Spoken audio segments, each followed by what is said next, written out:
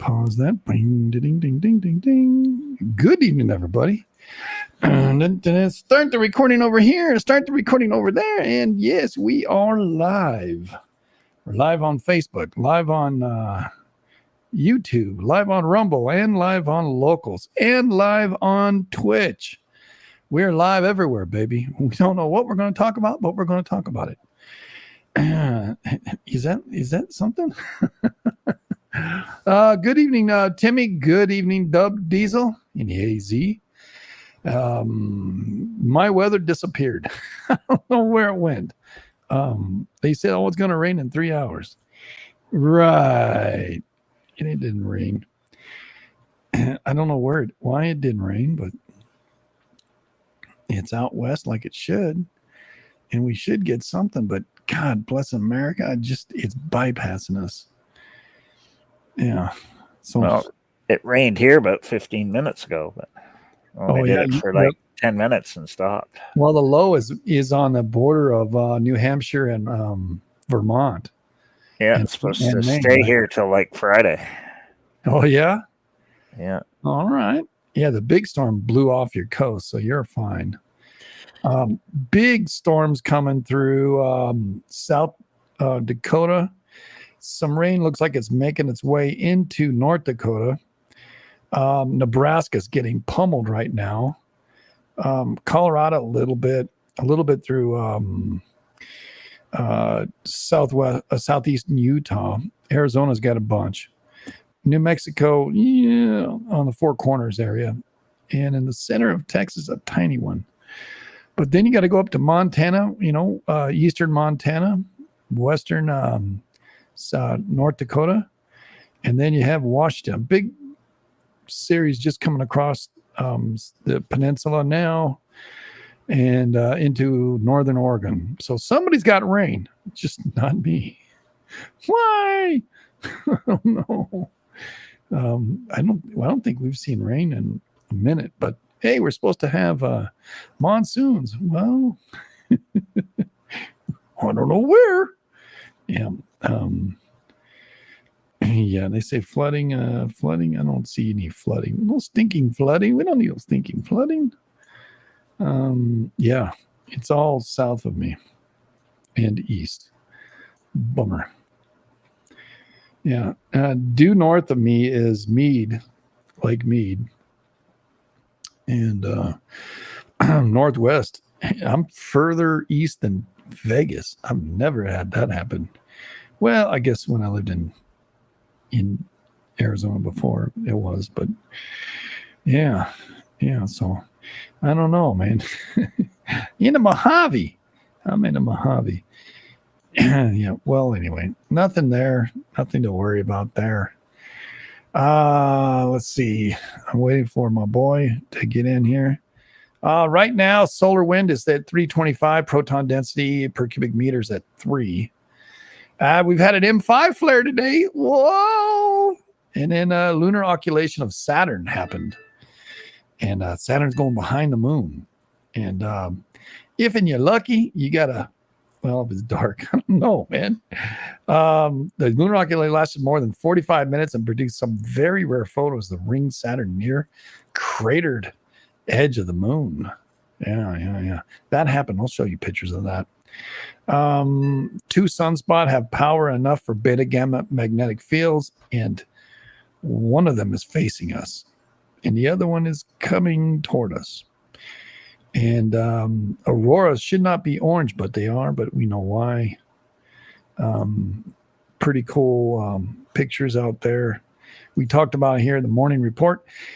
Speaking of the morning report, for those people who are here and not there, are we 5x5 monsoons to the east of you? He says, yeah.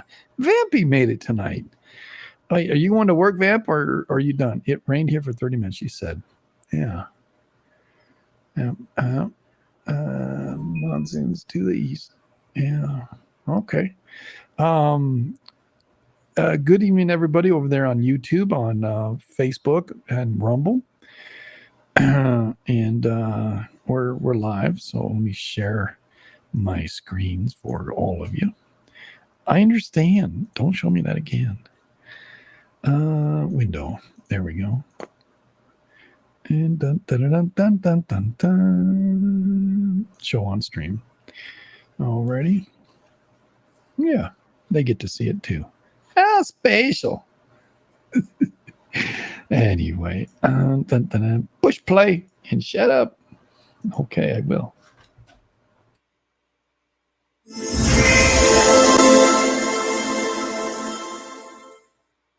Hi, I'm Joe of the Joe Slick Live Show.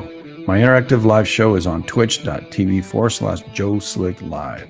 Monday through Friday, 7 to 9 a.m. Mountain Standard Time, and occasionally in the evenings at 7. During the live show, I review and talk about reports from government, private, and other reporting agencies and websites regarding celestial and terrestrial phenomena. Topics will include solar flares, sunspots, geomatic storms, and near-Earth asteroids and comets that are being monitored around the world. Included in the report is current events in the last 12 to 24 hours here on Earth, consisting of volcanic, seismic, and weather events. I close the morning report off with what's happening in the local and world news. Thank you, and you can be a part of the morning report by going to twitch.tv/Joe Slick Live. Look forward to seeing you there, and remember, don't get none on you.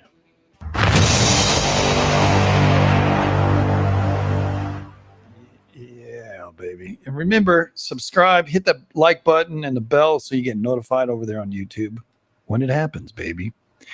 All righty then. Yeah, right on. I think we're good. All right, so we're up. Everybody's up to date. I don't know what's been going on. Been working here in the office and around the homestead here. Got to work tomorrow on the job. So I'll be doing that. All good and dandy. Oh, crap. Oh, don't do that. Don't do that. Good. I wanted that to be hit. Oh, hit. There we go. That's what I wanted. God bless America. Anyway, how are you doing there, Mr. Canuck? I'm good. Yeah? Yeah. I watched the baseball game. The Blue Jays were ahead 6-0. Then Joey Votto announced his retirement, and the Reds scored 11 runs in a row. They're now ahead 11-6. I'm retiring, and your team falls apart. Yep. Oh man, nice to see that you're okay, Vamp, and that you're in here with us. Eden, what's up there, buddy? Nice to see you too. Timmy boy, Timmy. Robin's Nest made it in here. Hey, Rob, nice to see you. Flutter Girl. And that's so who I'm not going to say no more to the other ones. They don't want to be seen. I was watching a documentary about how North Pole moving over supervolcano in the Arctic Circle. Well, that's kind of interesting. Yeah, well, there's Iceland news too, but it's not Reykjanes. Okay, cool. So we're going to get there. First question I've got for you tonight there, Canuck, is did you see the talk that I played today? There was another one tonight. But yes, there is. I'm gonna have to play that one tomorrow. And I want to watch that one. I want to pay attention because I won't be burnt. Yeah, I saw part of that. The one you did about the volcanoes, super volcanoes. Yeah, but I missed half it because it was at my supper time. So supper time. It was early this morning. I played it. Oh, was it? Well, maybe it was lunchtime then. It was lunchtime. Because I missed half it anyway. Oh, yeah. It was good. It was really good. A lot of details regarding the volcano. How do I say it? Volcano's called Fuckwa or something like that. I'm like, what? And she's a cool chick, man. That chick is. Well, I thought it had a WH name, but is that how she was saying it? Yeah, she says that's how we say it. I said, really? Well, Yeah, then the WH, White Island should be Fight Island then, yeah, if it's yeah, WH. the WH is Yeah. a F, by the way. Yeah. And the super volcano, which is Taupu, and north of it, I think, is what she was referring to. Um, and in New Zealand, there, um, she talked about different materials at different level or depths, and almost every eruption she said happened with a super volcano. Guess at what depth? I don't know. I never saw it, so I have no idea. 50? Less than 5. Oh, less than 5. Yeah. About 3,200 feet at most. Yeah. So what happens is when a super volcano goes off, it goes off. And it's, what does she say? I was stunned to learn just how shallow the thing pops. Dun, dun, dun, dun, dun, dun, dun. I got to find my notes here because I was taking notes like a good boy. She was cool, man. Yeah. What was it? Right? Was it right here or right there? 2.8 to 4.6 kilometers. So when they pop with a lot of stuff. Yeah. And So it's very similar to asteroid impact. Yeah. Mm-hmm. Basically. And she talks about the different strata,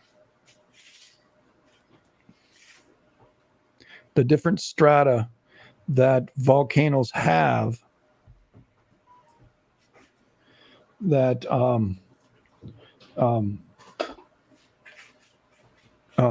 that the chemical of the rocks, the little rocks, and sounds like the shallower depths, stronger they are. Yeah, these things are like really insane in the amount of magma, poof. And what they're learning is there's two kinds of super volcanoes. One has a big blob or blurg or whatever they called it, which I never heard. I've heard of the word, but we use it in different way. But blurb or blub, people were asking her, what is that for a real word? Yeah, well, anyway, I got my notes all over the place. Pardon me. But so basically what happens is she's able to determine how many eruptions happen at a given volcano based on the strata and how much was blurped out from what eruption. And they can almost tell the year. That's the harder one. What year? So they need other ways of determining that. And she's a pretty smart girl. There's a fancy word for what she is.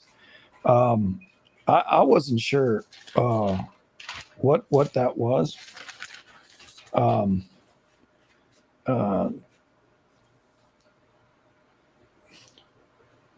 white one.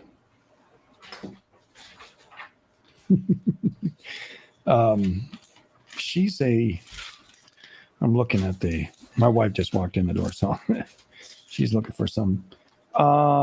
She's what the hell is she?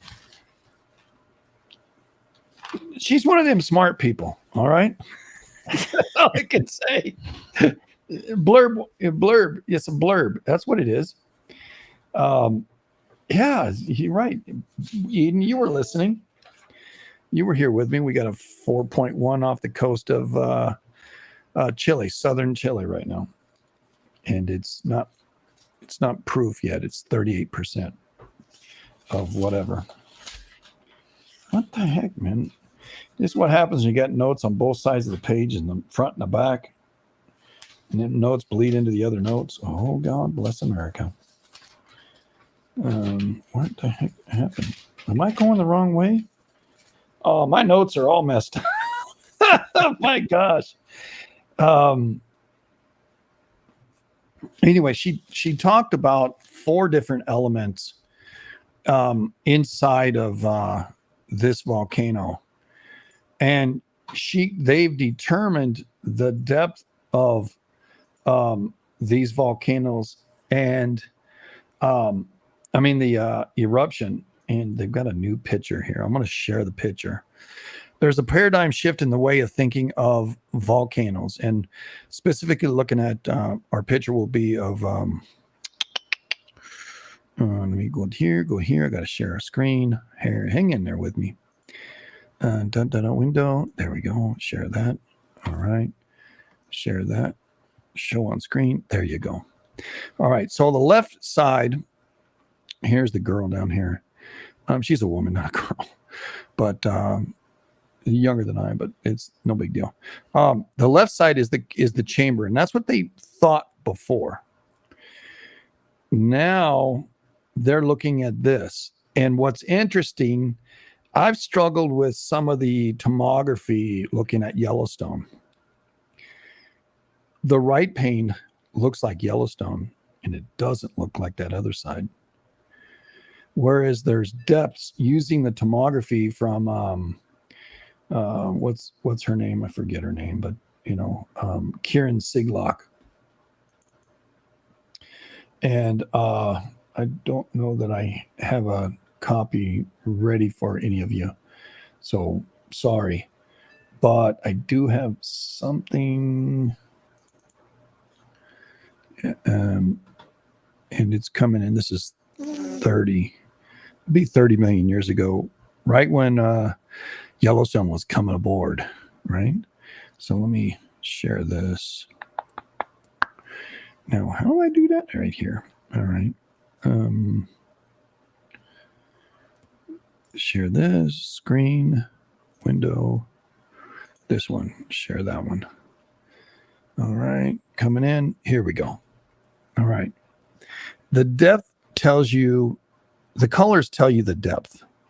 And Yellowstone's like way over here. Oh, right up in here. All this mess right here is Yellowstone. Or no, that's offshore. Yeah, Yellowstone's like right in here. And the sideways view of the tomography of and this is all the really deep stuff, this red kind of echelon kind of thing. Kind of weird that it matches the East Coast. It's kind of weird, but it's not what they think. It's from the other way, but hey, whatever. I'm just a learner, man. I'm not an arguer, or I'll argue a lot. But she talked about how, as I'm kind of stalling because I'm looking for the darn I don't know where the hell they are, to tell you the truth. The pictures, this picture that I'm showing you and sharing with you is not the side view I wanted, but it's the tomography telling you the depth that they can look at. And they're looking at somewhere in the neighborhood of 160 miles deep. All right. So that's what they're looking at. And is Quake. It's not in Quake, I don't believe. No. Well, it might be. Shoot, how it'd be funny if it was. It's not. Sorry about that, son. I can't find the darn thing. It's really good information. But what they say is show on screen that the right-hand side of this image that you're seeing, that's what the volcanoes actually look like. And each level has a different chemical makeup. And when they erupt, they can tell a little bit more about the makeup. And I guess that's kind of, well, I think I found it. Is this it? Let me look at it. Yeah, that's one of them. God bless America. Well, when you got so many images you save for everybody, you want it accessible, but yeah, I'm getting close. And I got the one that we just looked at.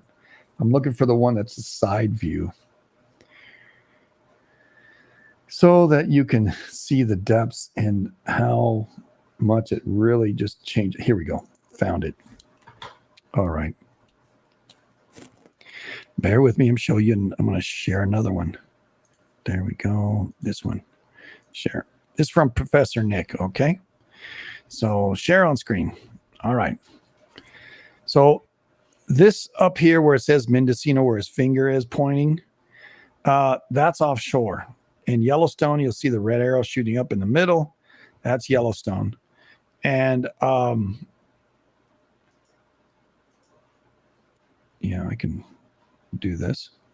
I can zoom in. There you go. So right up in here is the coast, and it drops down pretty significantly all the way to about, like I said, 150 miles down there, 1,000 kilometers. And what they're noticing is that this is all tide until it's not. And it goes off the coast of North America, or right at the border of, New York and all that. And I showed you the previous image and what it looks like. But this color, all blue, and then you see the purple up in there. That's all, what do you call it? Yellowstone. It's not all the blue is the magma of Yellowstone. And I have another one. It shows even better. I think it's the same one. And might be a little better image for you. There we go. We'll try this one. Dun, dun, dun. Show on screen. Yeah. All right. So this one here. I want to zoom in just a hair. You can see with the black background, it shows you a little bit of depth. It's hard to see otherwise. When we're looking at something like this image, going, well, how does that work? And then when we see this image, we can understand it now because there's a little bit of topography on there. And that's the plate that has since gone down. And I'm not convinced that Yellowstone will have to erupt again, but hey, they are. So, I'm not trying to say no, but she didn't mention any of that stuff, but it's and there's the slant window. I'm all in the articles now from that, on the images now from that one class. It was a really good class, by the way, but we'll show it again. Looking at the tomography and what it means for all of us who are studying these things, and how it looks underneath it all. And see there, he's got something here on this one. Well, I would think it would have to burn, any of the hot spots would have to burn through the subducted plates too. Yes. To come up through so the regular crust. As it's burning in, right? See, what happens in a lava lamp, right? The bubble comes up, and when it hits another bubble, it goes sideways, and then it goes around, envelops it, and then bloop, goes up, right? That's exactly what happens with these volcanoes. And did I lose you? Put you back on screen. Sorry. Hide. All right. So we're back together here. What happens is, and I've got a little thing here, and I'll share this screen, which I enjoyed her talk, but because wasn't the last Yellowstone eruption like 640,000 years ago? Something like that, yeah. So, well, it still would have been burning through the subducted plates. Correct. And it would have been burning through the crust to erupt, right? 640,000 years, not million. Yeah, 640,000. So on the screen here, we have this this stuff. Let me find it. Yeah, now I can show it because it's there. Which could be why there's such a long duration between super volcano eruptions, because it has to burn through all the subducted plate too before it gets to the crust to come up through the crust and blow a new hole again. Right. Okay. I think this is pretty self-explanatory. The chambers in the volcano, comes down. And this is going to tie in with what's happening over in Iceland. But to me, it would make sense that it would blow through next time at the next spot, not at the same one, right? Because at least leaves a trail of calderas behind it, and it's already blown up at Yellowstone. Right. So now it should blow up the next time. If it's moving, it should be over more. So there should be another. That's why some of the stuff I'm not buying, and I'll tell you why here in a minute. Right, this is kind of a representation of what she's saying. It's not just one big blob, right, that explodes. And he says it could happen, but that's the old way of thinking. They are pretty positive now that the canals lead to a larger one. But in Yellowstone, we all believe that there's a hot spot and it's going underneath. Now, well, I think it's the same thing in Iceland too. The subducting plate, which is interesting, I'm going to put it in gray. The subducting plate, right, can start out and then drop down, or it can go straight down. If it drops down, then what happens with the magma that's coming up? Well, it starts to bulge. It starts to bulge out until it burns through. And that's what Canuck's saying. And when it burns through, it looks for the weakest link and then will erupt out. And generally, when it burns through the plate down below, that's where you'll get these. We got a 4-4 in Alaska coming in. Just happened. But you'll get these fissures. And the supervolcano that I live next to, which is Peach Springs, that's what happened. It burned through not just the one, whatever happened 17 million years ago. Something happened. We don't know what yet. Still looking at what else going to happen 17 million years ago. And there's volcanoes that are more inland, way more inland, that popped bigger, like Wawa. It's more inland, and that's, another 15 million years. What I think Wawa was 30, or was it 27? 30, I think. Yeah, it's at 30. But the new consensus now is saying that the volcanoes have chambers, and they're not all just one big blob with one little go to the top. They now believe that the magma rises to the next level, sits there a while, then moves to the next, sits there a while. And Clemmer is in the house. Hey, Clem. Hey, how's it going? Good. And then what happens in it? It works its way up. And she brought that. Uh-oh. What's that? That sounded good. Yeah, whose is that? I don't And it know. must have been yours. 4.1, Southern Alaska. I don't know why the alert came on. That's the first time I ever heard So that noise. 4.0. No, that's with this global quake.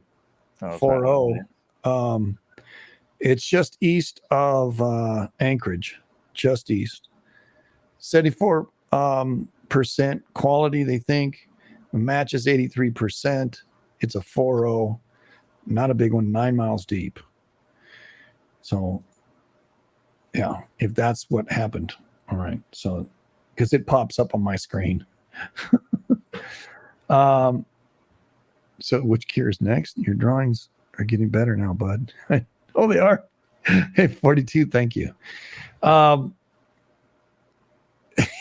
you draw it with crowns and long enough. But what they're saying is it's not just all one big blob. And with the Yellowstone, if I drew the Yellowstone, I think how they think it's like it kind of comes out and there's a blob here and a blob there and another blob that's 2 miles to the shore, to the surface. I mean, it's right underneath the surface. And there is shorter ones or more shallow ones, but the main blobs are they think there's 3 chambers, one big giant caldera, and then there's a few chambers of Yellowstone from last I remember. Does that sound familiar to you, Canuck? Yeah, it's kind of like what Iceland is now that they're finding out. Mhm. So there's the bigger magma reservoir down there, but then it comes up to each magma chamber under the other things like Svartsengi. Mm. Is the Well, example, right? isn't the deepest magma chamber for Yellowstone down like 400 and some miles deep? No. No, it would The only be tomography only goes 150 miles. yeah, it would only be as thick as whatever the crust is. Right. See, people get it confused because you have crustal thickness and then you're into the stratosphere and the mantle, right? I think So that's what made the slab window Yellowstone myself. But hey, I'm just a guy. yeah, A slab window well, is a splitting of a plate. yeah, I think Yellowstone split the plate and a lot of magma came through because it burned itself right through. It was super active and it burned itself through it 50 million years ago. And as it subducted, the plate was already separated and Yellowstone followed it in. yeah, That's but how I see it. we already know what the hotspots do out in the water. They Oh, make islands. So Yeah. that's why when they work it backwards, they say it was off the coast, but there could have been 10 other hotspots out there too that we don't Yes, know sir. about. Yes, sir. Yes, sir. And this one just could be one that's going to peter out. They don't know because they can't see the depth. Once they get through the crust is in North America by Yellowstone. I Because want to say it's about 40 miles deep. something made all those islands out there that crashed in, right? I'm going to melt this ice. Yeah. The crust around Yellowstone, I think, is no greater than 40 miles thick. What they're looking at on those images I showed you is 150 miles to 170 miles. So what they're looking at is past the liquid magma, that there's something solid down there, and their instruments are pinging all the way down there. That's as far as they can go. They can't get down further. So they're pinging all the way down there, and it's pinging back with different kinds of images. The magma, that it's all liquid, once you get under the crust and underneath the lithosphere, the what's the middle one called? The lithosphere. It's in the middle.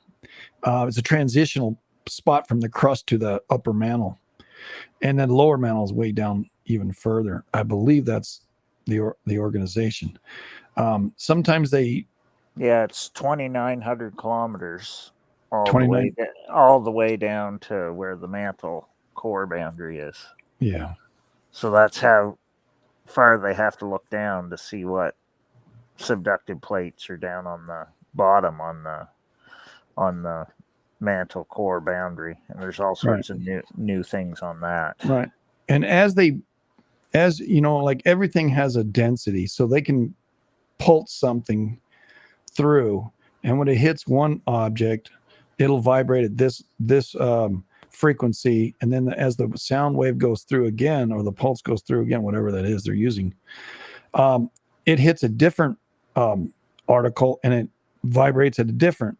So what happens is it shows them these different things as it's going in depth. It's all a sonar does, and the instruments are reading it, and so they saw this stuff underneath North America, and they're going, "Oh, what is that?" And it kind of throwing the world on its ear. They found it out about 2010, and they've been working at solving the dilemma ever since at what it is they see down there. And that's why they like the deep quakes, because they're better, right? Because they go right down and through to the other side of the earth. Right. And then come back again if they're big enough. Yeah. And they can see if their instrument is above it, or on one side of the planet, it will, that sound wave, or the wave of the P wave, or the S wave, almost SP wave, it'll radiate through the whole crust. I mean, the liquid stuff into the crust, and then they'll be able to read that back because the signal continues where it changes. So it's like a transmitting to their instruments, and they can see what's down there. That's the only way they can see down below the certain level. Now, a lot of what they're saying has got assumptions too, because they look at the thickness of these, things, blobs are going down way down there, and they're assuming that those are plates that kind of condense and get pushed down. And as it gets pushed down, it is it's more dense, and it's getting closer to the magnet, and it hasn't burned up in the magma that's below the surface. The upper mantle. It didn't melt all the slab that went down there, so they believe. Well, I saw a new thing just the other day. Okay, go ahead. That said that it starts at the mantle core boundary, the plumes, and comes up, but it burns through all the subducted plates. They mentioned that because when it comes up, wherever it's making the volcano, they can actually find the evidence of like other oceanic plates other than the one it just burnt through to get to the top. Right, because of the rocks coming up in the blurb. Yeah. And it's bringing that stuff forward. You can be metamorphized as well, but they still find chemical signatures of other plates, is what you're saying. Yeah, and that's in like new stuff I just read the other day. It was in an article or something, some new one. Yeah, crustal boundary, yeah. Some new one that just came out, and they were talking about how it relates to magnetics somehow. I never read the actual paper. Vampy's got the munchies. But it's crazy. Yeah, it's and what they suggested in this article, because I just read the article. Right on. Well, when you find that one, please shoot it to me. Those plates going down and hitting the mantle core boundary, right, is what's caused the plumes in the first place. Right, because it's hotter. Yeah, because it's some interaction they're making with the mantle core boundary. I'll bring that up. So just to give those people who don't see what or understand what we're talking, I'm going to go ahead and draw this. So the plumes are actually how it's recycling the previous oceanic crust and turning it back into land. So that's basically what they're saying. So all those oceanic plates that subduct, eventually they get burned through with the plumes, and it brings all the stuff to the surface again. Well, of course, when it does that, wherever it burns through, especially if it's in the ocean, it's making more islands. Or if it's big enough, they call it an igneous province. But all that means is like a way bigger piece of land. That's the only difference. Like, it still works the same way. And that if it's burning through on land, well, then it just adds more land to whatever thing it's burning through. So it's the same idea.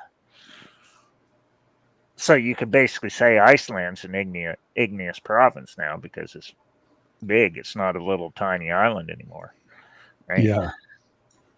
Yeah, I see your point. All right, so I got a drawing here. You have the crust, then you got the upper mantle, then you got the lower mantle, and then, of course, I didn't draw the core way down here. Okay, there you go. You can see all that. What happens is this gobbledygook that comes out of the subducting plate. You know, whoop, don't do that, you bonehead. Right there. There we go. The subducting plate will come down, and as it's coming down, it'll start to, then it'll hit that thing down there. And what Canuck is saying, that the next report says, when it hits this, this is so hot. This is like 700, right? This is like 25 or 2300 degrees. I mean, excruciatingly way more hotter. And then you got something down here like 10,000 degrees. All right. But it's probably like, 9,000 here at that level. But the main thing is when a subducting plate gets to a certain level, it hits the next level. And the theory is that it's creating blobs. And whichever way the blob decides to go, it'll come up, and that's a hot spot. And if that's continuous, that means it's being fed by something. And that's interesting. Have they done the tomography around, they did, huh? Around Hawaii. And they saw a huge one out to sea. Oh, man, I wish I still had that one. Yeah, because where it's coming up now in Loihi and the Big Island still, you can see when I've seen the pictures of it, it's like the main blob is out where there's just water. But yeah, then it's way out there, yeah. Yeah, there's like other things coming back, different chambers. Like same as Iceland, it's all the same thing, right? So it would come down and it kind of go like this, come down, come up like this, come down, come like this. And it also splits. Yeah. It splits off. So if it's being fed, and taking the theory that's in that paper that you've got, right? If it's being fed, if the bubble's being fed, then this stuff just keeps getting more and more and more. And then boop, comes out the top. And where it's hot, it's got to go to the cold, right? So if the surface is cold, the hot's got to go up. So it's, letting off heat from our planet. Yeah. And that's like underneath Hawaii. And like Hawaii's like way over here. Yeah, right? Which is why sometimes it's way out Kilauea there. blows, and then it takes a bit, and then Mauna Loa blows.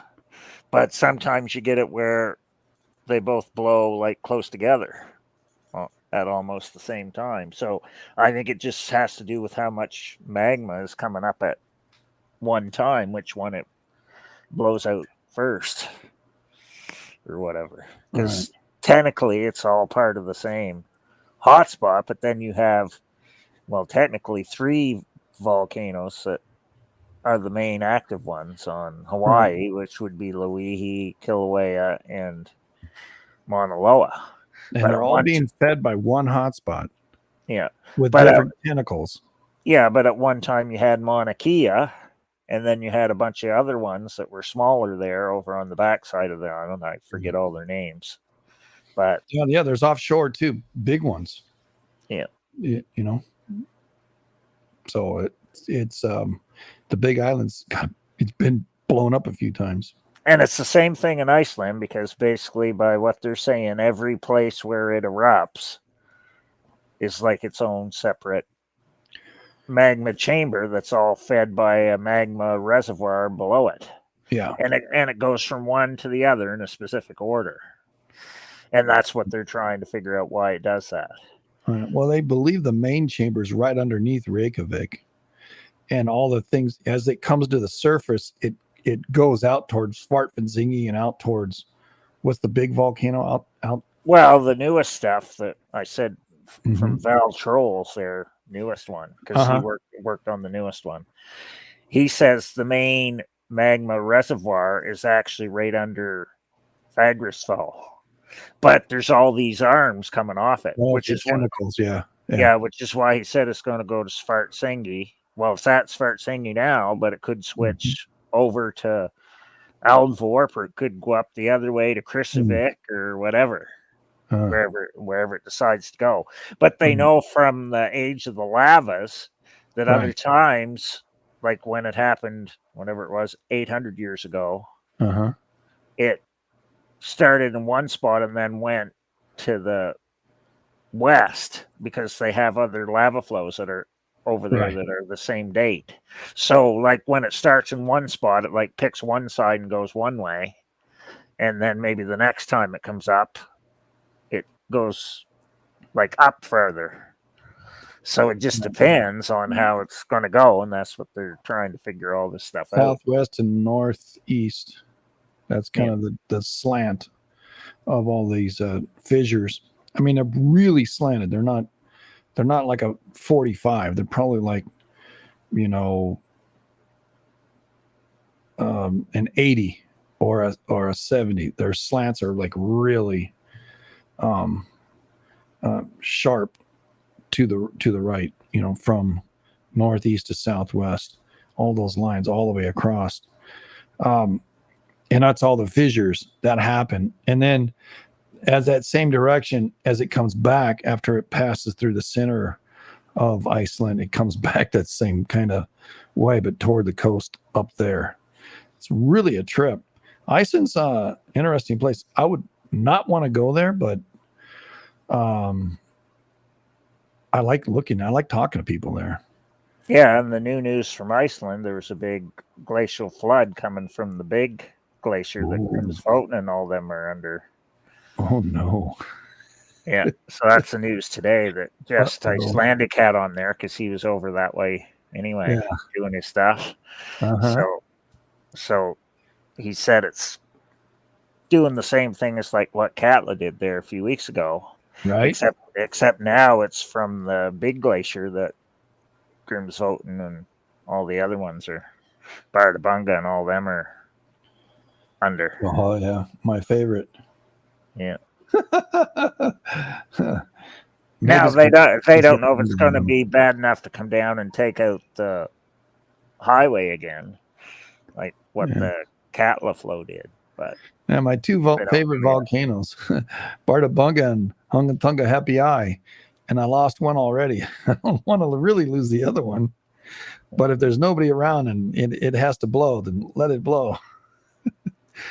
And my two favorite volcanoes. But if you've been watching the earthquakes there, that's what it's been doing. So there's been little earthquakes under the big glacier over there too, because I've noticed that. I haven't had a chance to do anything. Yeah. Let me put it back. There you go. That is just. So it's heating up the ice. And I'm going to try and see if I can pull up an image for you. Like his video today wasn't too long. I think it's only like 9 minutes or something. So he was just explaining. Well, we'll have to do it after the recording. What was going on? Yeah, so too bad. Don't need any trouble from any wackadoodle. Yeah. The center of Iceland's got some earthquakes, and also over by Rick James. Friedland's one. Joskoll is another. Yeah, it's all on the southern section. But Katla, I think, is in the middle, no? Katla's down near the bottom. Katla and AF, the big long one. Yeah. It's a little bit, it's like right beside Katla. So it's a little bit to the left of Katla. All right. And it's the one that's the farthest south. And then when you go farther east is the big glacier with Grimsvotn and Bardabunga, and I think there's 3 or 4 other ones that are all under that big glacier, the Vatnajökull. Torfo Coal. They Yeah. got some freaked up names, man. Yeah. So there's a bunch of them. Yeah, there freaking is. See a series of 5 or 6, one offshore. Then there's a line right down the fissures that are all got volcano signs. Hell, I can share this with you, so you can see what it is I'm saying. Yeah, here we go. All right, hang in there, everybody. There we go. All right. See, these are volcanoes down here, but this is where all the problems are happening over here, right? Right here on the end. There's a Grindavik. All the stuff's been happening right here. All right. Now, we're talking about this sector over here is where was it Katla is at. It's around the corner and down south, or is it right there? Katla's the farthest one south, and it has its own glacier on it, a smaller one. And I think Hecla doesn't. I can't remember if Hecla has a glacier on it or not. They got the freaking put it in freaking English for me, will you? The names are all in Icelandic. I don't know. I think it's right here anyway. So the glacier you're talking about is north. The one, yeah, the one that flooded. The flood came from today is the big one. Where big glacier? Where? Oh, the main one. Yeah, Grimsvotn and all those other ones are. Katla is smaller, has a smaller glacier. Yeah. Oh, so the big one, that's where all these little earthquakes are happening right now. Yeah. So I thought you were saying that's where we were going. I got confused. Sorry. Yeah, because the flow the names aren't in English, okay? Yeah. The flow is coming from the big glacier right now. Oh, yeah. So Katla was whatever that was 2 or 3 weeks ago. Yeah. Yeah, it did its thing and it's done, and then it's starting up here. That's interesting for the flow to start there. Wow. There is a couple little minor earthquakes. Yeah, it did Katla first, and now it's... Well, they don't know which. Bardabunga's rocking and rolling right now, man. 1, 2, 3, 4. Yeah, 5. Well, that's what they said. 5 earthquakes happening right now with Bardabunga. So maybe Bardabunga's going to blow. It's 6 kilometers and 1.4 kilometers. I don't see. All right. Yeah, here's Bardabunga.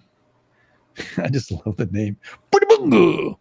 Yeah, because there's a lot of volcanoes to keep track of.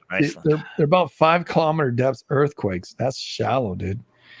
And it's starting to not swarming yet. There's a series of 3 or 4. All right. And just popping in. That's what happened. Fartvinzinge, it's had its couple of quakes too. So, and Grimsvotn had a little quake today. Oh wow! Then there's another one. It's Jajornos brought a belty.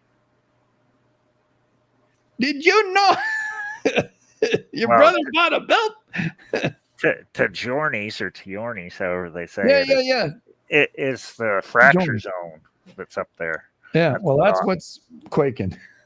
Tajornis. Oh, well, that's not good because if it gets a 7, that means Katla's going to blow.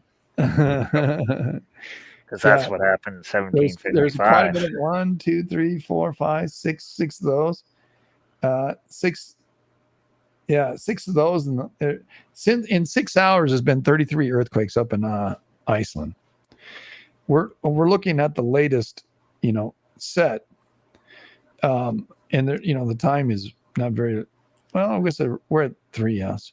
So yeah, but when I went down the Syrian rabbit hole, I found out that Isfahan, Iran, had a big quake in 1755. So same year as Katla went kabunga and Lisbon blew up, or Lisbon had the big quake. So that was one I was missing. Wait a minute. Say that again. When I went down the Syrian rabbit hole. Syria, yeah. Because I've tracked all the quakes back 2,000 years for there. Right. I found out there also was a big quake in Iran in 1755.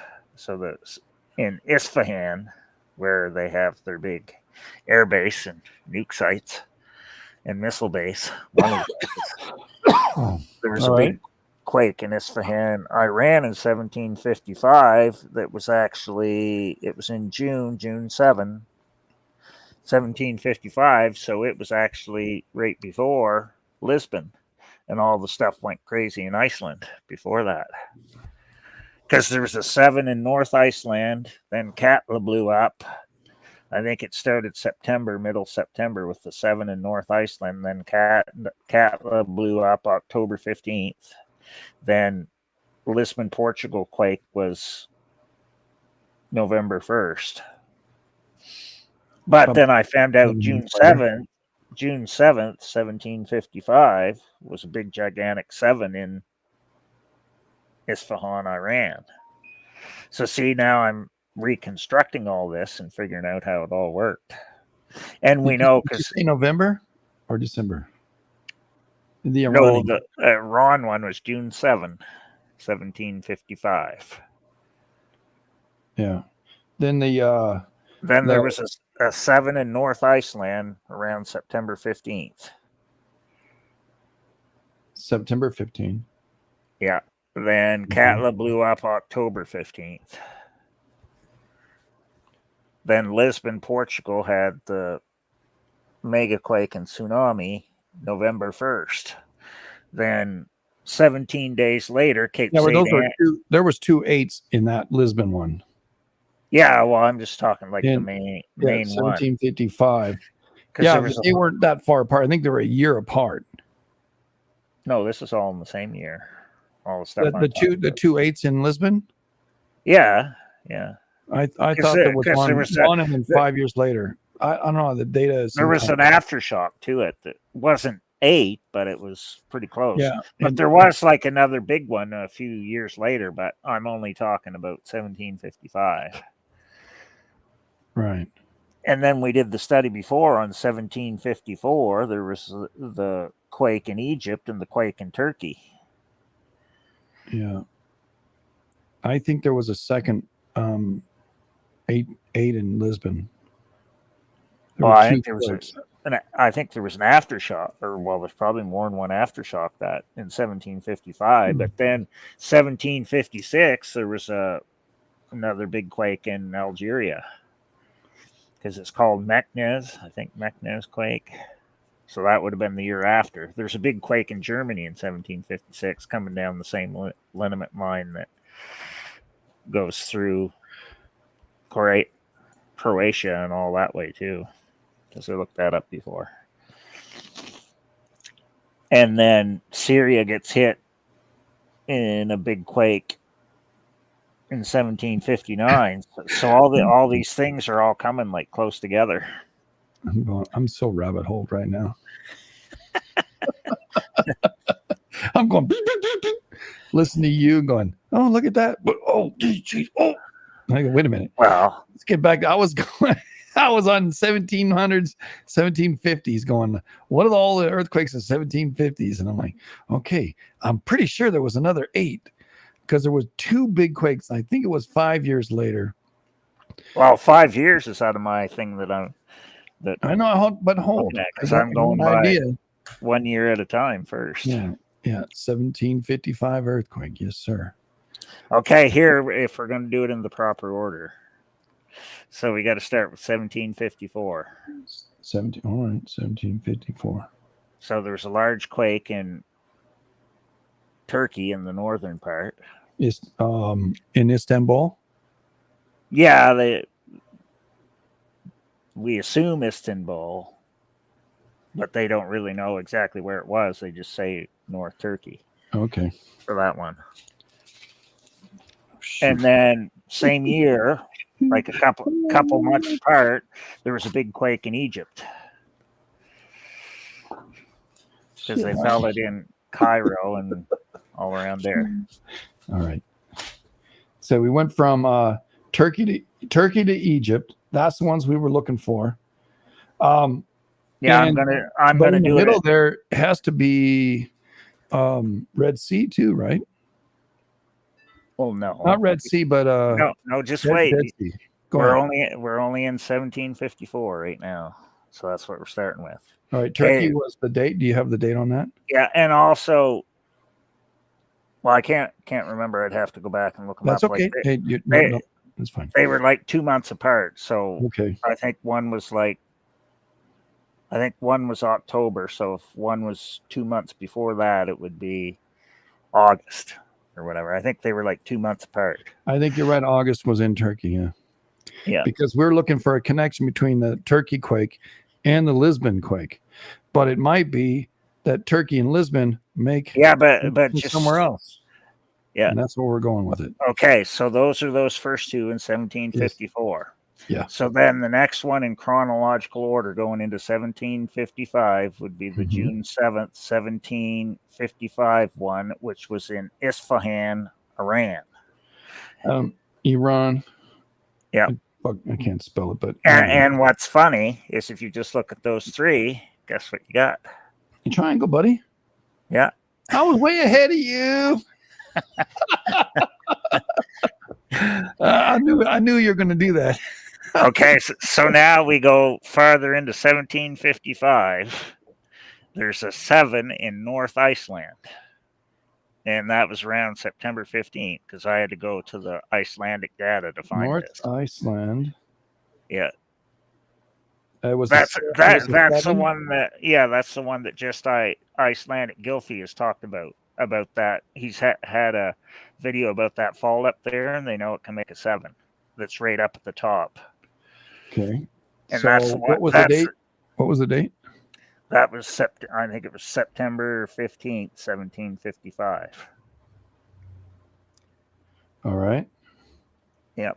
So then the next thing that happened around October 15th, 1755, Katla blew up, and it was a gigantic eruption. That's the biggest one it's had, like in whatever, 500 years or 1,000 years. Yeah. And it put ash way up, and it all fell in Scotland and like in the UK. So it was really bad. Yeah, and it created the Black Plague again. Yeah. And then November 1st was the Lisbon, Portugal megaquake, whatever it was, 8.6. So that was November 1st. So like 2 weeks after Katla blew up. Then 16 days after that, November 17th, 1755 was the Cape St. Anne, Massachusetts quake. Now, if you just look at those, 7 top Iceland, 8.6 Lisbon, Cape St. Anne, Massachusetts, they think was like a 6 or above. It was offshore, so they don't really know for sure. What do you got there? Another triangle. Oh, yeah.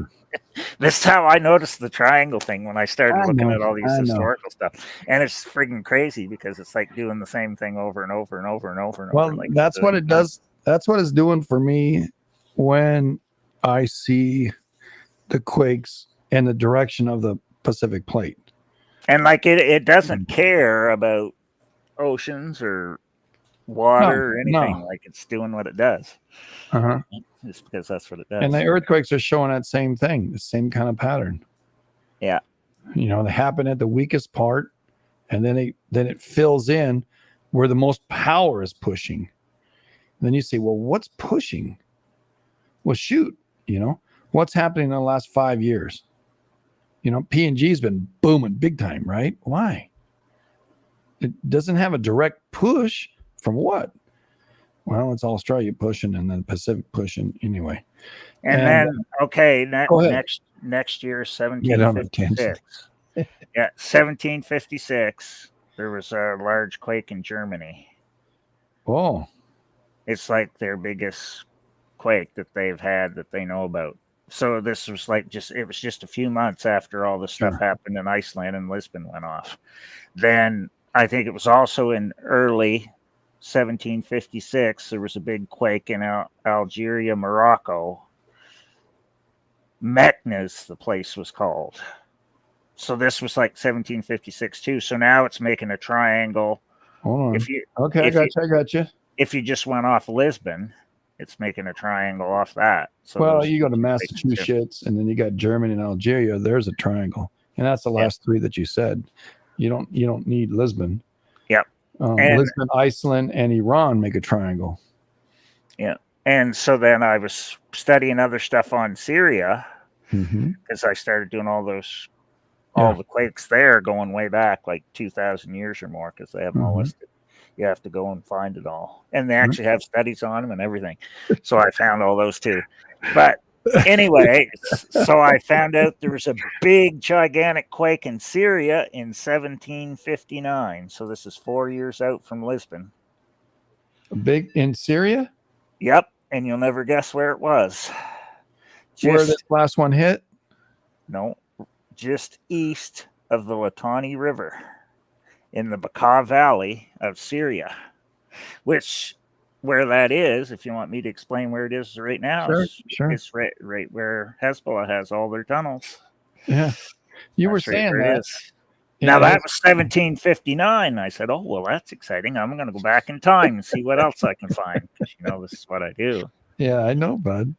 So I went back and I said, oh, well, I'm just going to go back and see what I can find. Like, was there a whole bunch of big quakes in Syria all at one time? So I went back and I said, oh, look, here's 1138, Aleppo.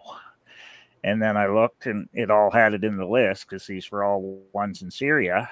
And I said, oh, 1157, Hama, whatever it's called there. The exact same place that we just had the swarm at had a high 7. 11 what? 1157. Okay. And then I said, oh, well, that's exciting. And then I said, oh, 1170, Beirut. Oh, great.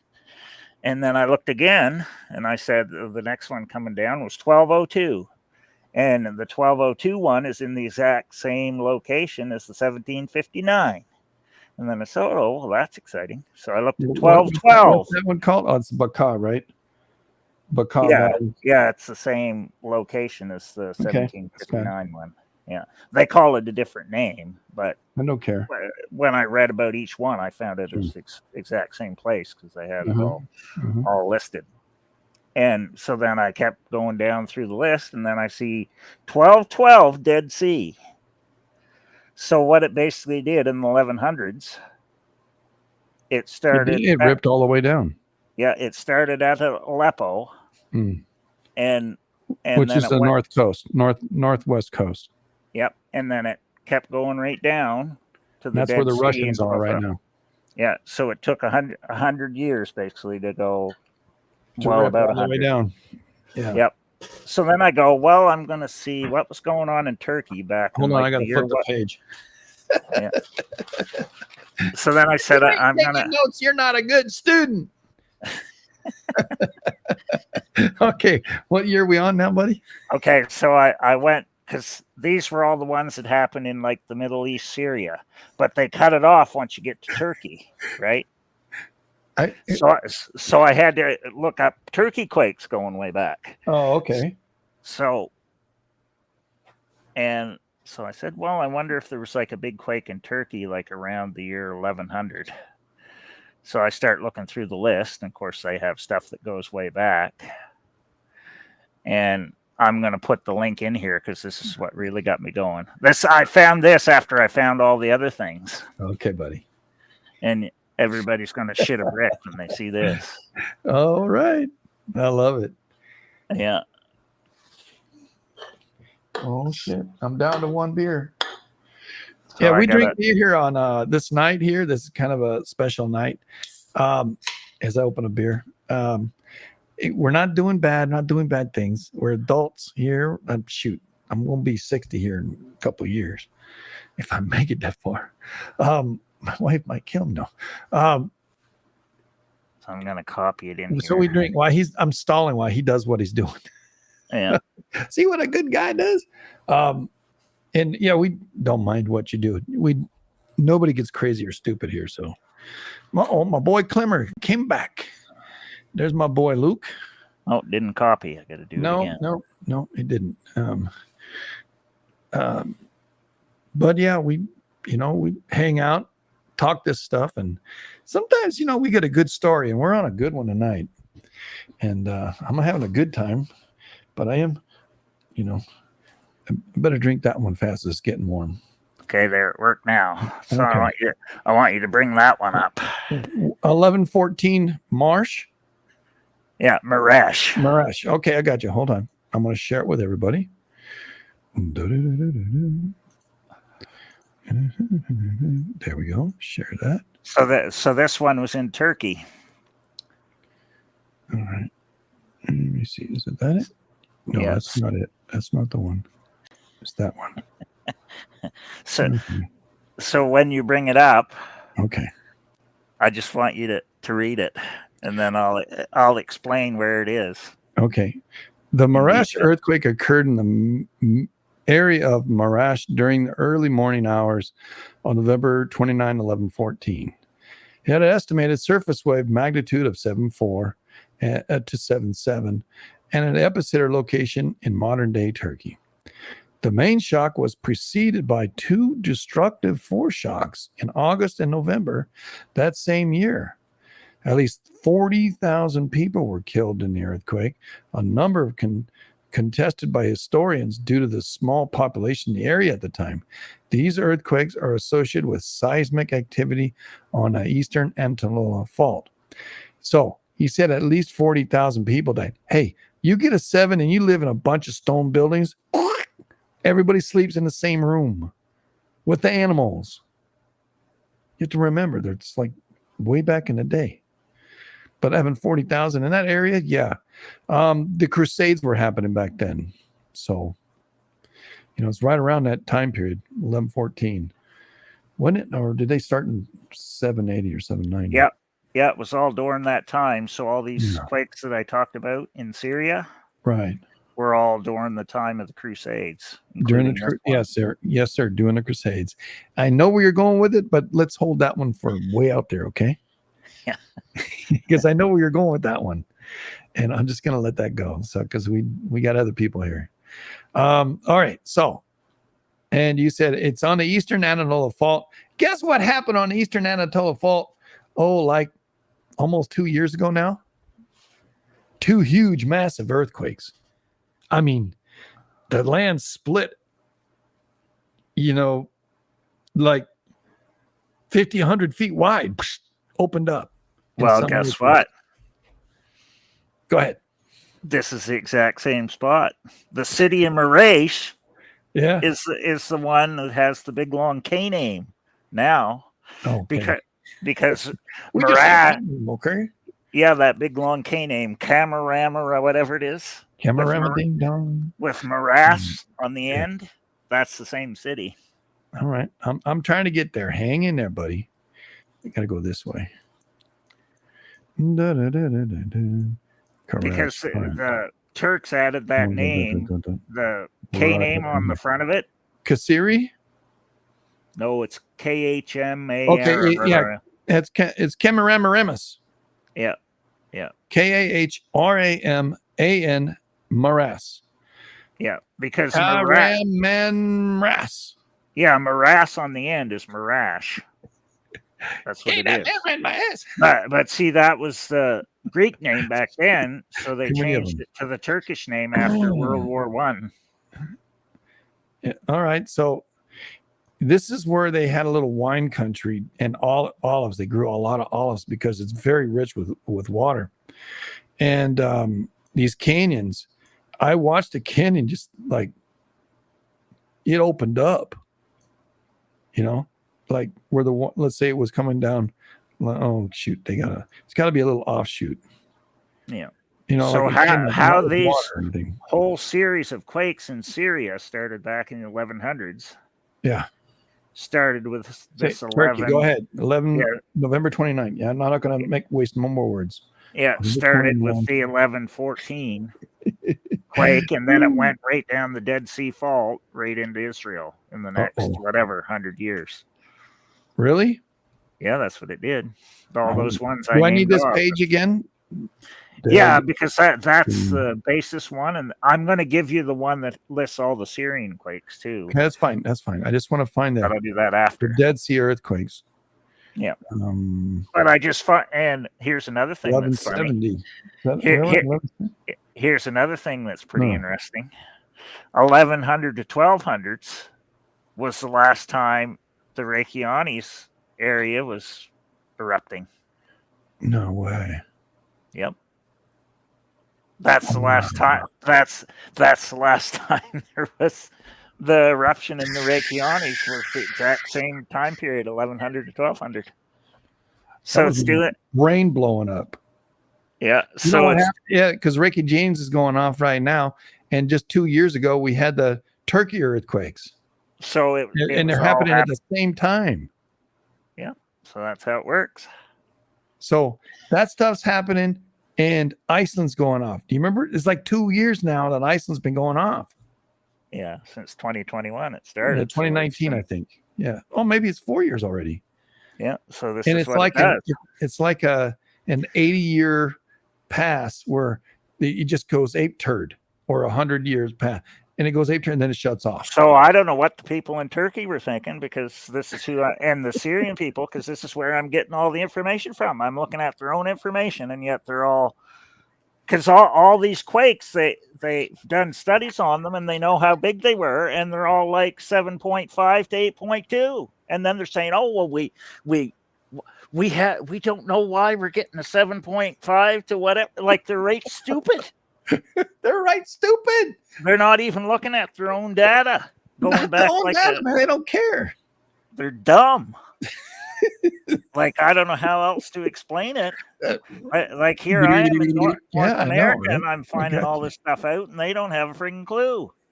So basically, if it's following the same pattern, it's going to keep coming right down into Israel, and you're not going to have to worry about Hezbollah and all them, because they're, if it's sped up faster, which I think it is because of all the stuff that's happening with our solar and everything else, I bet it's because it was already shaken already in the place that it did 1157 already, because that's what it was doing here last week.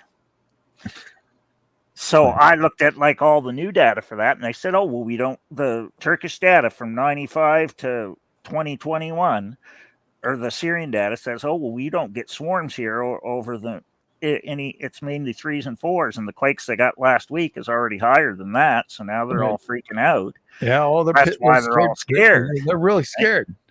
But I don't know if Not they've just the even war, but they're really going, oh shit. So I don't think they've even. It doesn't seem like they've looked back at all their data that they have, because I think they have. If they got that much fear, they know what's coming. And so it's just going to keep coming right down. I don't know how long it's going to take. What it did in the take out the dome 1100s. of the rocks. What it's going to do? It's going to take out the dome of the rock. From me looking up all the quakes before, going way back before 1100, the dome of the rock's been wrecked 4 or 5 times, and they've rebuilt it. Yeah, but this time it's going to open up, and then there's going to be a huge cavern that opens up, and what's going to be sitting there? What do you think is going to be sitting there? Well, that's right, the Ark of Covenant. That's where they want the Ark of the Covenant's buried there. New temple too. And then when it gets out, people cameras are all going to be on there. People are going to go, "Oh my God, it's real!" And they're going to let the Israelites do it. They're going to build another temple. That's the only way they can build another temple.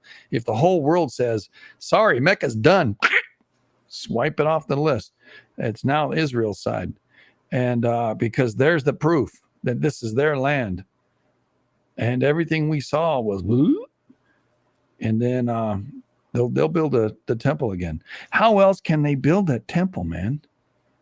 So there's no way today. I mean, freaking World War VII would happen, because it's happened. You know, a lot of stuff like that. But I don't know if you just look at because how I'm looking at it is this: what's happening today happened, the 1500s. It happened in the 1100s.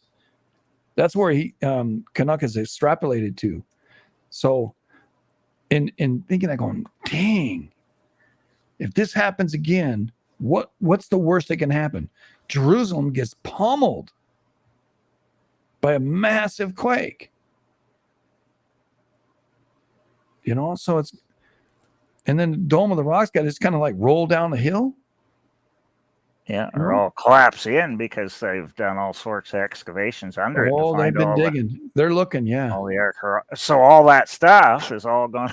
You're just making it easier to collapse if you've done all that digging under it, right? Well, there's a chamber they found last year or a year and a half ago. Played it here. It was a documentary, and 2 rabbis were able to go down there, and they saw it. And when the powers that be, the religious people, not just the people that were helping these guys, wonder what's going down there. The Islamic people, when they learned about it, they were terrified, absolutely terrified.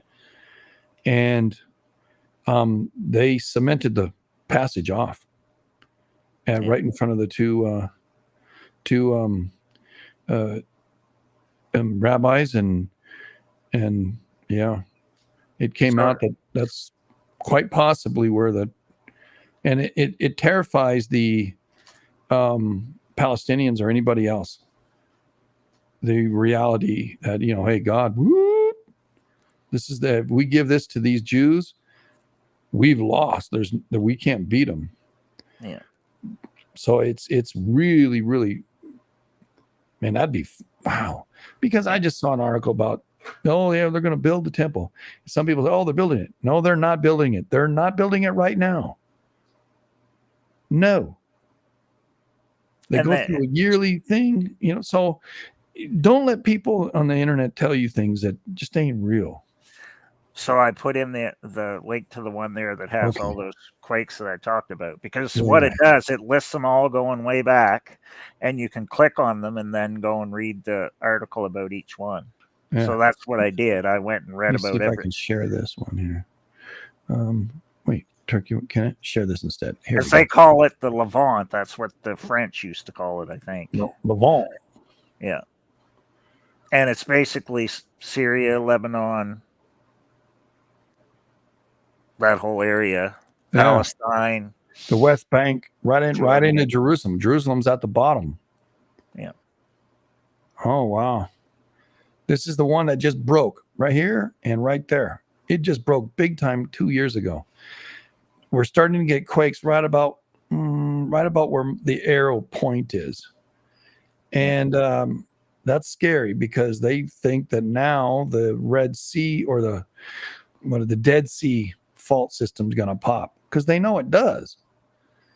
And like I found an actual study that said that 1114 quake caused Aleppo 1138, the Hama 1157, and then the next one that was down closer to Beirut 1170. Right.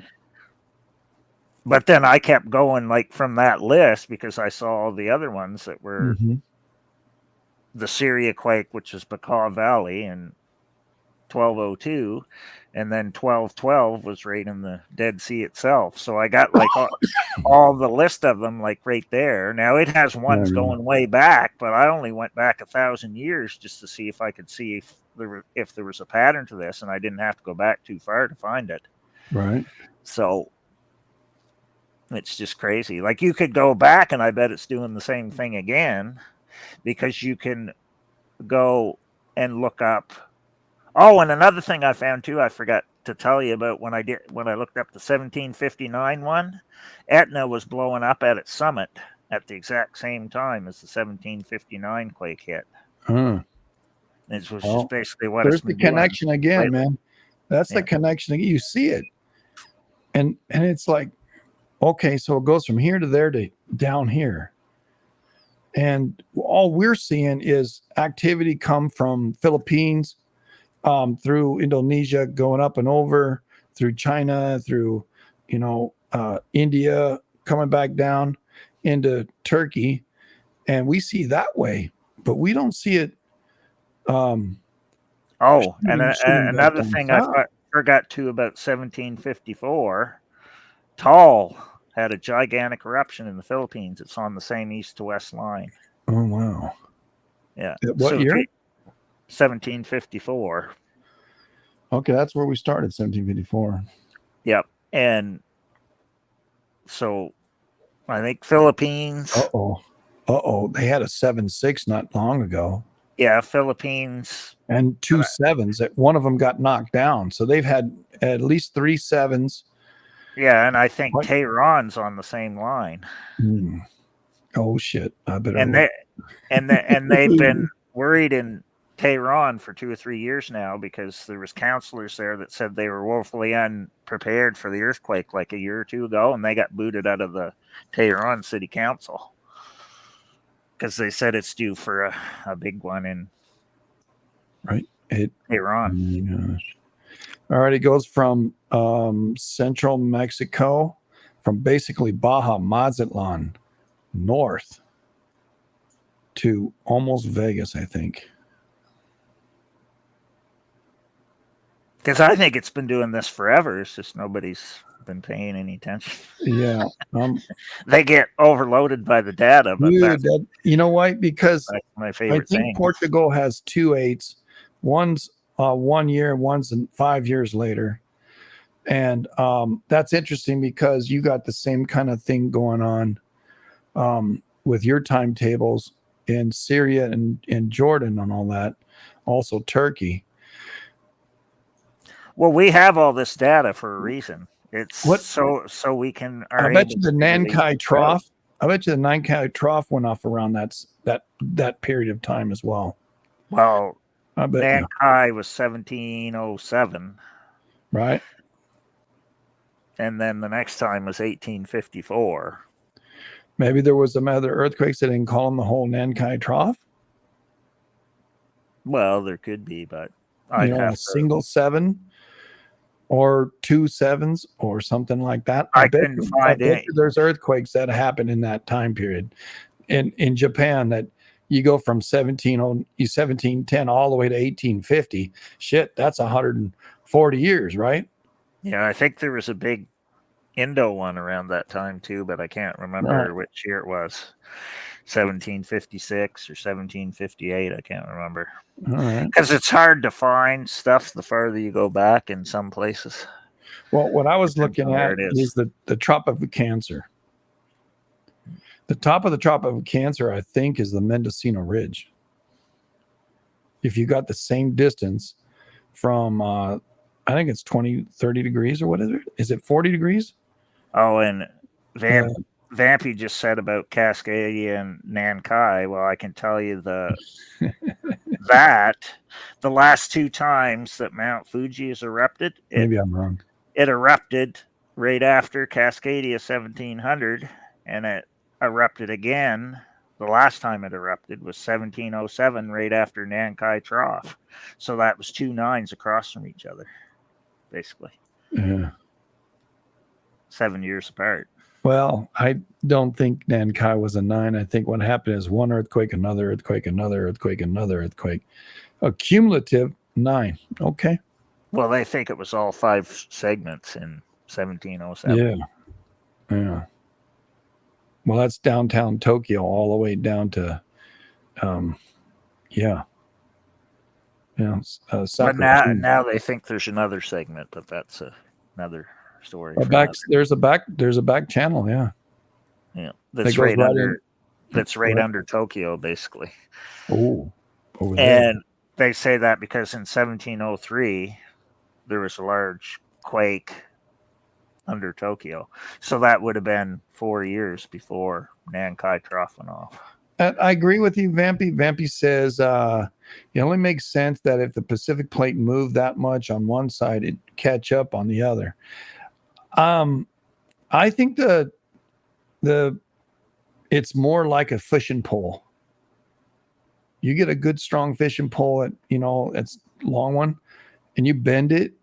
It's still the fishing pole, but it's bent. And I think what you're saying, Vampy, could be very well true, but I think there's a lot of play in that plate, and it may take time to get across. Well, if you go back to what happened in the 50s and the early 60s, there was a 9 at Kamchatka in 1952. Then there was that. Yeah, that was the same year. Tehachapi was 1952. Yeah, it was the same year. So it's doing triangles then. But if you just take nines, 1952 was Kamchatka 9. Then 1960 was Chile, 9.5. 1964 was Alaska. So what do you have there? Triangle. Yeah. So it did nines across the Pacific in 10 years. Well, 52 to 64. So in 12 years' time. So you had like a 9 every whatever. 3 9s in 12 years. So it would average every 4 years, even though it wasn't. Well, I shouldn't say that because there was another 8. Yes, Plant Vampy. Yes, you're right. Another 8 in Kamchatka in 59. Correct, Vampy. That's exactly how I see it too. Tokyo is the E section of Nankai, which moves at least frequently of 5 segments. Sort of like Seattle is the D of the segment of Cascadia. I think it might be the E, but you're right. Nankai is like the reverse of the reverse angle to Cascadia. But they're like basically across from each other, so it's pretty interesting. Yeah. Maybe they kissed one time, because one is bent one way, one's bent another way. Wait, that didn't sound right. And you have to remember the Okhotsk Plate is part of North America. Yeah. So well, the subductions because we have Rangelia and we have Silesia. The shape of our side of it is skewy. So whatever. And it might just be that the plate broke with the weight of, North America over it, and so it snapped it off like a cookie, like you break a cookie. That funky thing out there, it might just be a cookie that used to be part of the Pacific plate that broke off. We just don't know. So it is what it is. And maybe North America made the San Andreas. Maybe it made the break happen, and there was nothing out here. And the East Pacific rise went on to it hit the Galapagos, and then it spun around up the coast of Mexico. We just don't know. Everything that they're telling us on everything is a theoretical. That's why we can enjoy talking about it, because how does this work? And then you got to look over there and say, wait a minute, that doesn't fit that. The time frame doesn't work.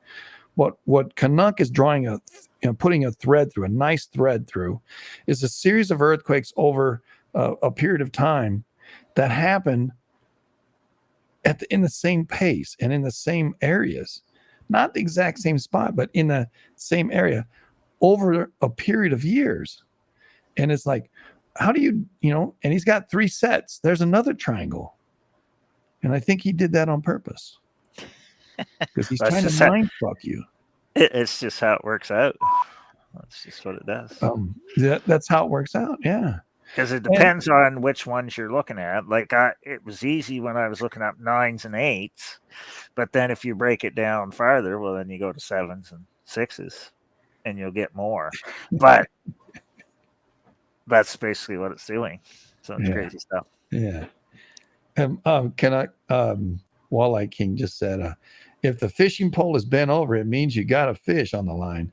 Set the hook and reel. Oh, and another thing I forgot to say about all those Syrian quakes in the 1100s. The Pacific Ocean's elastic. They weren't really a surprise, because every one of them, when I looked up the individual quakes, they were getting quakes before, like smaller quakes, swarms of quakes. Some were a month before the big quake. Some were up to a year before. So that's all those ones in Syria. So they weren't really surprised when it had a big one, because they'd had shaking before it. And a bunch of them weren't alone. They came in pairs or triples. Yeah. With the bigger quakes. Some a month apart. So it kind of reminded me of what happened with the New Madrid quakes, because in 1811 and 12, because there was 3 big ones, and they were basically it started in December and then was January and February. I was trying to make the same correlation. If you looked at the same just above the Tropic of Cancer, right? And you go about the same distance from the equator to the Tropic of Cancer. From the Tropic of Cancer, you go that same distance up. I don't know if it's 20 degrees or 10 degrees. That covers Portugal. And you draw a straight line through Portugal. It goes just above Turkey, right through China, right through the Nankai Trough, all the way through the Mendocino, and it covers what? The New Madrid. Yeah, it goes. In 1800s. It would go, it would go above it a bit and through Virginia. Yeah, and right just south of New York. Yeah, on this map. But what's interesting is that's the area that just it's funky. It repeats itself. It's kind of like the Earth is telling us something, like a Morse code or something. And if you can figure it out, hey man, you get rich. Yeah, because when I've looked up what's gonna happen when the other historical quakes in Virginia and New Jersey, New York area, there's always something going on across Gibraltar or southern Spain, like Andalusia. There's always something happening there the same year. So if I pick a year and whatever one I'm looking up, and there's always stuff happening in Iceland. So if you go Iceland, Strait of Gibraltar, New York, Virginia, New Jersey, guess what you got there? Triangle. Yep. Same thing again. Pick a year, whatever it is. I know what to say. I just said triangle. Oh, yeah. So you have Iceland, you have Portugal, and you have across over here to Nantucket or wherever the hell it was. I wrote it down. And that's another reason why Greece is usually going crazy whenever you get a big California quake. Greece. Yep. Because I found that too. That's that same east to west line from northern California down. Greece had it was Turkey, but Izmir, it was a 7 before the 2 bigger ones. Yeah. And now you're saying, well, they haven't had a large quake lately, Greece.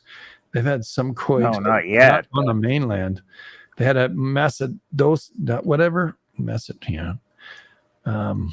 way. But I think Athens Macedonia. Athens is going to get the next 7 in Greece. Yeah. And you know why? There's massive wildfires have been breaking out there all around Athens.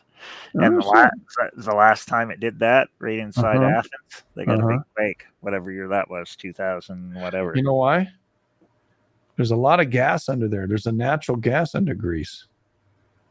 It leaks. It's a certain gas. I forget what it is. Remember the temple of whatever her name there in Athens or in Greece, somewhere down in there. Do you remember that documentary we watched? Yeah, I can't where they could tell these people would go. They'd have these wild things, and it happened a long time ago. So going in there, the females would go in there and they didn't know it was gas. They go in there and they do their whatever and then come back out and they're kind of euphoric, and they basically just start, letting shit fall out their brains, and people are going, oh. And they worship these women in this temple, and so and a big earthquake happened in Greece, and the temple, no more, it shut off. So because the gas, the chamber, whatever was coming up, and they were burning it like incense, it stopped, and then the girls lost their power. Then it blew all up. I forget what it's called. Delphi. Oh, yeah, Delphi. Yeah. But the girls would go into this room and do, light matches or something, or fart in the wind. I don't know what the hell they do in the room. But the gas would seep up through the floor, no board, it was all rock. And they would get high, basically, and then go out and start saying things, and people would trip out, and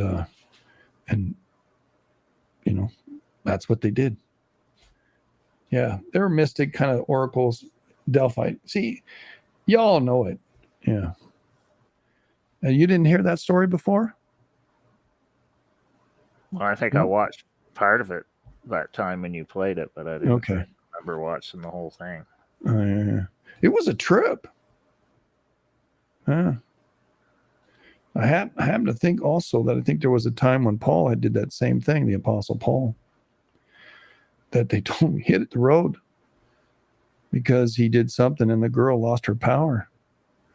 Yeah, so the 1999 earthquake in Greece was the one I looked up before. It was a low 6 in Athens. Okay. And I looked up that same year for wildfires, and it had massive wildfires all around Athens that same year. That quake was in September, but the fires were like before that, spring and summer. In Athens.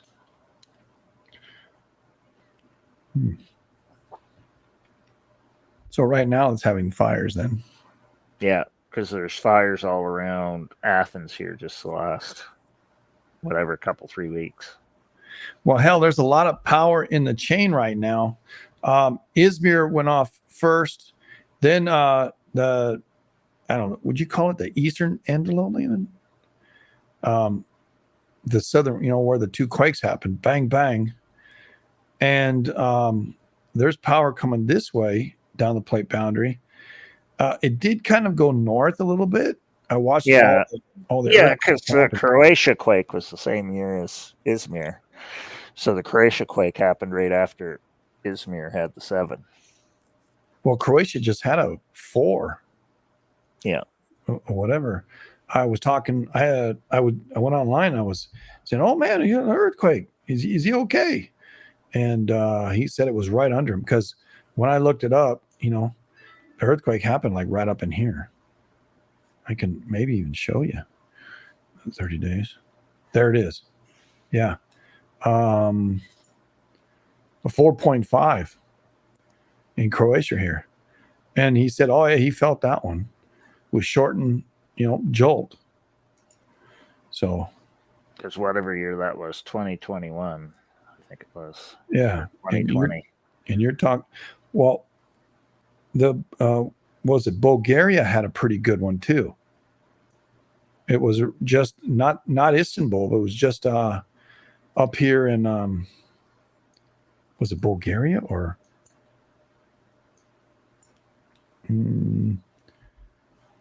yeah, I want to say it was, where's that thing here turned?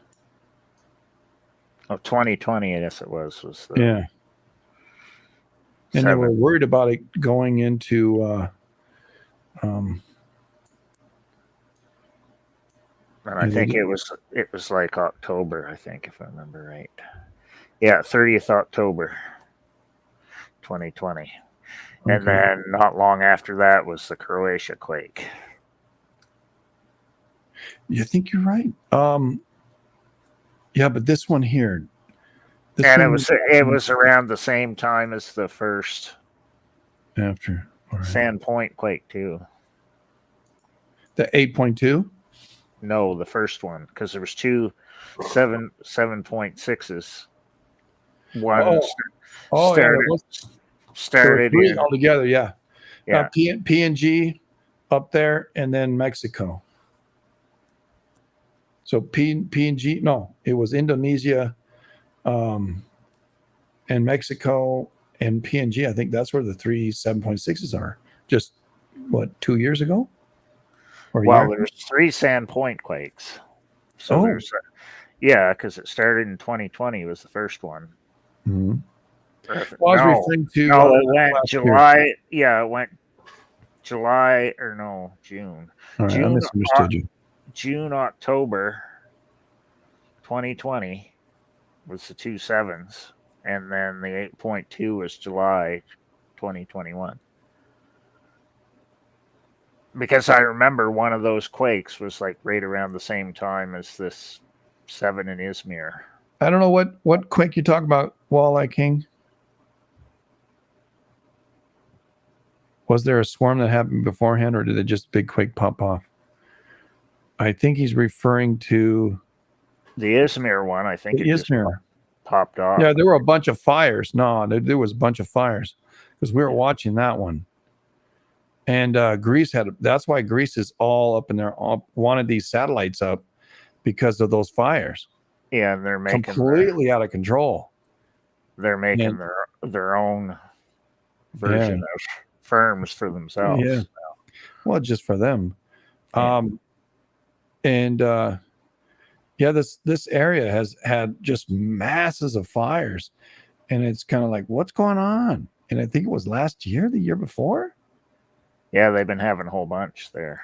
I know Izmir's got to be at least 2 years ago. Yeah, Izmir was 2020 because I just looked it up. October 30th, 2020.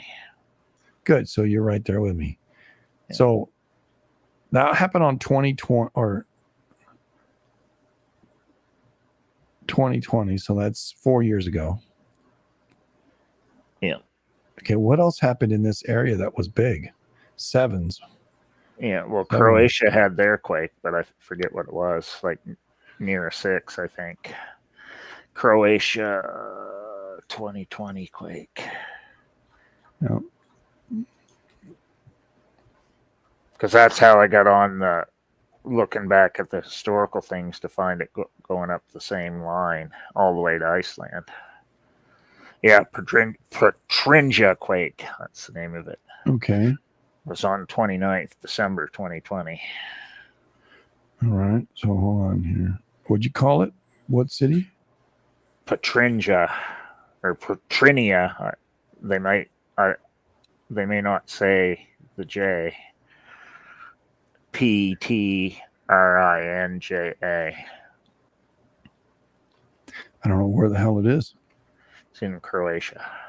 I know that. 6.4. Excuse me. Trying to they put the names in there. You know, I can't read these things. I can't say half the words. Likosenki Zupanija. Do what to a ninja? Well, it's like ninja take the N off and put Peter on the front. Yeah, I'm like, what the hell? Yes, that was the name of the little town. Primorsko? Was that what you said? Petrinja or Petrina? I don't know how they say it. Spell it. Probably Petrinja. Okay, Petra something. Petrinja or Petrinia. It could be because I don't know how they say it in Croatian. Petrina, Croatia, Earth. Like it wasn't that far from Zagreb, which is the capital of Zagreb. Yeah. Because I watched it go right up that line once I identified it, and I said, "Oh, well, I'm going to go back to the past and see if I can find if it's done this before." And I found it like 4 times or 5 times. Because I think the next one after that was 1918 that I found that was Croatia got hit, and then I followed the same line going back, and I could find quakes all along it going right up. Slovenia, 1699. In Zagreb. 1699. Well, that's the same year as the New Madrid quake, the first one we know about. Oh yeah, yeah. Which was as I get is 1750 on Reykjavik or Reykjavik. They don't have a earthquake. They just don't know how big it was. But these are major quakes that happened in Croatia. Because I think I only did when I 1502, 1511. They have a couple of earthquakes. I never went back that far, but I did like 1900s and 1800s. Right. I was just seeing, looking at, remember where we started 17 something, and we also went in, we were looking at 1100, tonight, so we've been looking at a few ages.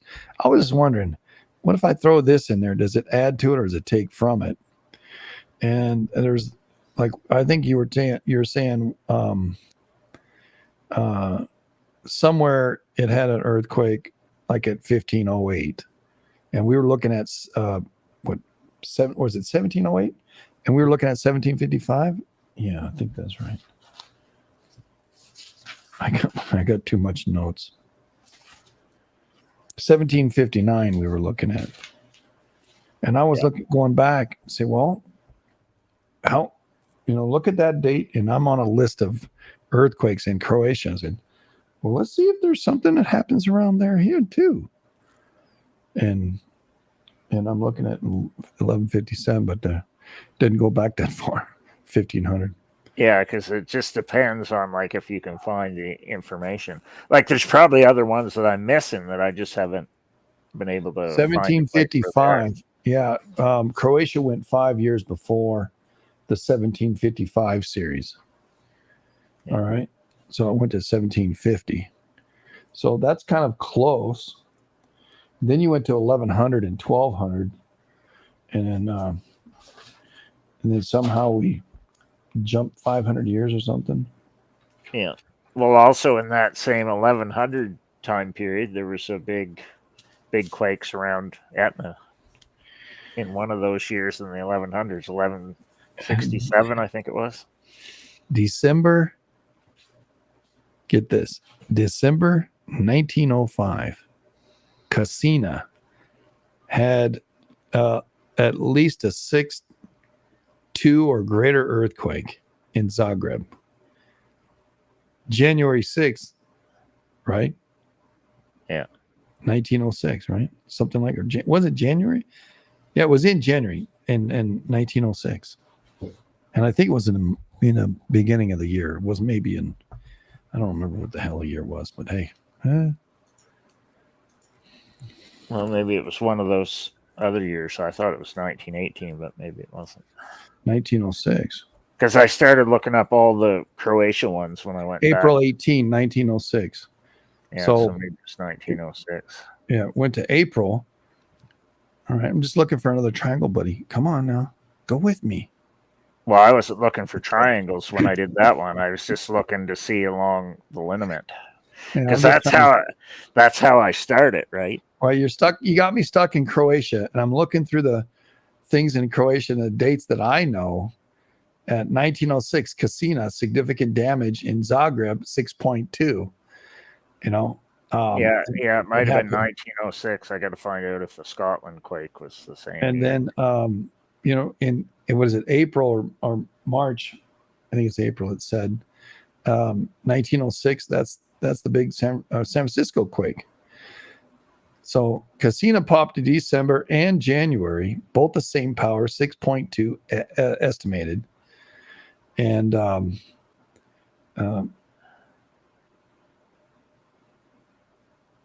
an 1898 as well. Wow. Better look that one up. 1932, no, 1925. Yeah, the largest recorded 38. Quake in 42. The UK, I think, in the 1900s was that same year, 1906. And when I looked it up, it was up by where the volcanoes are in Scotland. And it's on that same line. Yeah, no, bud. That goes from Turkey through Croatia all the way right on up through Scotland. Then what year are you looking at? Volcanoes. So it was 1906. Okay. That I looked up because I said, well, I see the angle this is going, so I'm going to see if there's a lineament that goes all the way up, right, all the way back to Iceland.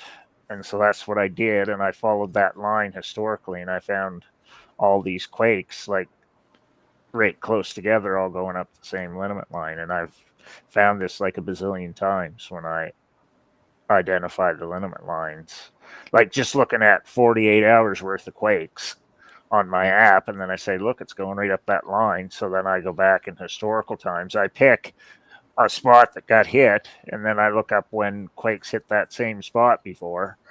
And then so that time I started with Croatia, but then I went and looked and see, well, did Turkey or Greece have a quake on the same line before, like within a year of that other date? And I found that, and then I kept going further up the line, and I said it went all the way to Iceland, and I think Grimsvötn was erupting then in 1906, because it was Grimsvötn was erupting big time I think it was like for 2 years. And it was before the San Fran 1906 quake, too. You So two it are was like, cracking me up. yep. So it's like 1905, 1906. So if you have volcanoes erupting in Iceland, it's bad for Europe and North America. That's all you need to know. I guess that's all you need to know. Is there anything else anybody else wants to know? I'm going to talk to him a lot longer, but I have to stop this other videos. But to me, it makes we're 2 sense hours in. because it's mid-Atlantic ridge, right? Yeah. So it's pushing stuff both ways. So then you get quakes. And for those who never listen to us here on the rabbit hole, it's kind of what we do. We kind of look for patterns and try to see if things are persistent, because that's all you have. Oh, how do you know an earthquake is going to happen in an area? Well, it had one. Yeah, you know, a year ago or a week ago. Well, then that area, you know, gets earthquakes. But if you don't know an area has earthquakes, you don't know you're going to get earthquakes. Where the hell was I going with that? I don't know. That's the fun of it. And you know, the biggest quake that they recorded in New Jersey so far that they know of was 1783. Well, guess what year 1783 was? The Lackey Fissure eruption in Iceland, exact same year. So there you go. Every East Coast quake I've looked up, there's always a massive eruption in Iceland right before it. Every single one, like any historical one I've looked at that's like 5 or 6 or 7. on the East Coast. Yeah, on the East Coast, yeah. Iceland is always going ballistic right before. Yeah, it's connected. There's a connection. Yeah, so it's the edge of the plate. Come on, man. Yep. It's the edge of the plate. So it's if not, get this way. So basically, all this goes by lineaments. That's how it works. Yeah, I'm not quitting on y'all. Don't worry. All right, if you're over there on YouTube and Facebook and the other, if they still allow this video after everything's been said, all right then, more power to you. Well, if they watch it, they'll learn. Yeah. Go look up all the stuff I talked about, and you'll find the same thing. I know, right? It's fun. Anyway, good night, everybody.